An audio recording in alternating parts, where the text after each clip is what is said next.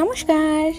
এটি আমার ছাদ বাগানে লাগানো একটি বেলি ফুলের গাছ, যেটিতে কয়েকদিন আগে গাছ ভরে ফুল এসেছিল। দেখতেও খুব সুন্দর লাগছিল। আর এখন গাছটিতে একটিও ফুল নেই, সব ফুল শেষ হয়ে গেছে। আর এই গ্রীষ্মকালে বেলি ফুলের গাছে সামান্য একটু পরিচর্যা করলেই গাছ থেকে প্রচুর পরিমাণে ফুল পাওয়া যায়। এটি আমার আরেকটি বেলি ফুলের গাছ। এই গাছটিতেও কয়েকদিন আগে পুরো গাছ ভরে ফুল এসেছিল। এই গাছটিতেও এখন আর ফুল নেই।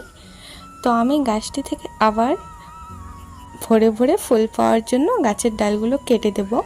ফলে গাছ থেকে আবার নতুন কচি ডাল বেরোবে এবং পুরো গাছ ফুলে ভরে যাবে। এই ডালগুলি না কেটে দিলে সেরকম পরিমাণের ফুল পাওয়া যাবে না। তো আপনারাও যদি গাছ ভরে ফুল পেতে চান, তো যখন গাছ থেকে ফুল শেষ হয়ে যাবে তা অবশ্যই গাছের ডালগুলো কেটে দেবেন। ফলে দেখবেন কিছুদিন পর আপনার গাছ ফুলে ভরে গেছে। তো আমি গাছের সব পুরনো ডালগুলোই কেটে দিচ্ছি। এখানে গাছ থেকে ফুল শেষ হয়ে যাওয়ার পর গাছের ডালগুলো ছাঁটাই করে দিলে যেমন গাছ থেকে ভরে ভরে ফুলও পাওয়া যায়, সেরকম গাছের হাইটও আর বাড়ে না, তো দেখতেও খুব সুন্দর লাগে। তো আমি একইভাবে অপর গাছটিরও ডালগুলো কেটে ফেলেছি। তো আমার সম্পূর্ণ ডাল কাটা কমপ্লিট হয়ে গেছে। আর বেলি ফুল কার না ভালো লাগে বলুন।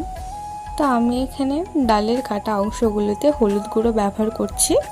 আমি ডালের কাটা অংশগুলোতে হলুদ গুঁড়ো লাগিয়ে নেব, যাতে গাছের ডালে ফাঙ্গাসের আক্রমণ না হয়। আপনারা চাইলে এখানে সাবফাঙ্গিসাইডও ইউজ করতে পারেন। আমি এখানে হলুদ গুঁড়োই ব্যবহার করছি। তো আমি গাছের প্রত্যেকটি ডালের কাটা অংশে হলুদ গুঁড়ো লাগিয়ে নেব, যেন গাছে কোনো প্রকার ফাঙ্গাসের আক্রমণ না হয়। তো আপনারাও যদি গাছ ভরে ফুল পেতে চান, তো আমার মতো গাছের ডালগুলি ছাঁটাই করে নিতে